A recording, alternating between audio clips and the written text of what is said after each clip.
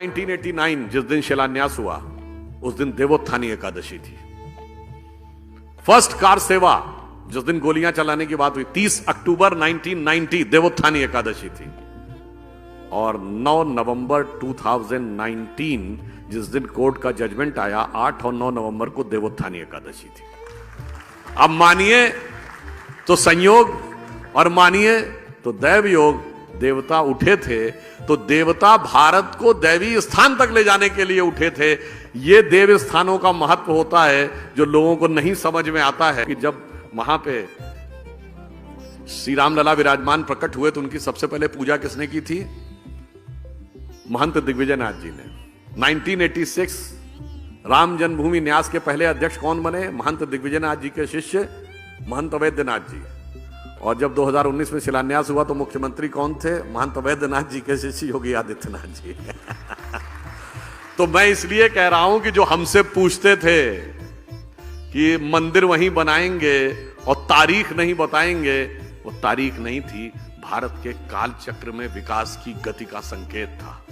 इसीलिए ये कहा गया है भगवान राम के लिए कि तात राम नहीं नर भूपाला, भुवनेश्वर कालहु कर काला।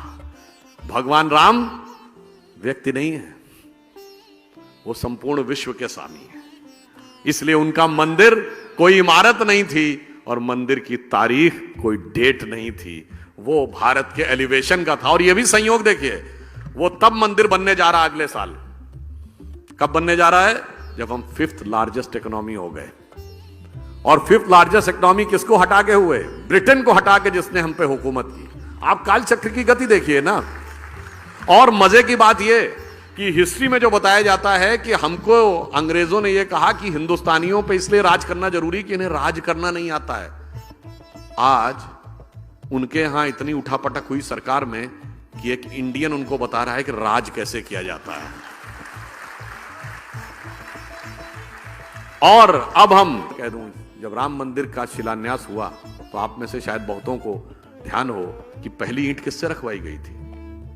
कामेश्वर चौपाल, बिहार के एक जिन जातियों को तथाकथित निम्न जाति कहा जाता है, हम तो किसी को निम्न नहीं मानते, उनसे रखवाया गया था। और किस बात का? मंदिर निर्माण के लिए जो शास्त्रीय विधान है, वो जो शास्त्र है उसे समरांगण सूत्रधार कहते हैं।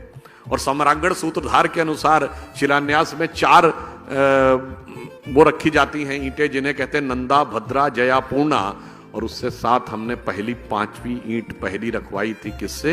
जिसे आज आप कहते हैं सो कॉल्ड लोअर कास्ट। तो दैट मीन्स कि वो पूरा किस ढंग से संयोग था। और यह भी एक संयोग मानिए कि भगवान राम के जमाने में क्या हुआ था? भगवान राम का सीधे राज्याभिषेक हो गया था क्या? नहीं, पहले वनवास हुआ था, फिर माता शबरी का सम्मान हुआ, फिर निषाद राज का राज्याभिषेक, फिर सुग्रीव का राज्याभिषेक, फिर राम का राज्याभिषेक। और आज संयोग देखिए कि जब राम मंदिर बन के तैयार हो रहा है, उससे पहले हमारे राष्ट्रपति श्री रामनाथ कोविंद थे और अब राष्ट्रपति श्रीमती द्रौपदी मुर्मू हैं, जो शेड्यूल्ड ट्राइब से भारत की पहली महिला है। तो मतलब आप समझ लीजिए, जो राम के काल में हुआ वही राम मंदिर के काल में हो रहा। तो अब सबको समझ जाना चाहिए कि मंदिरों का महत्व और मंदिरों की गति और राष्ट्र के साथ उनका तदात्म्य का संबंध, कभी कभी मंदिर को लेकर भय बहुत बनाया जाता है। जब राम मंदिर बन रहा था तो लोगों ने कहा अगर राम मंदिर जिस दिन बनने लगेगा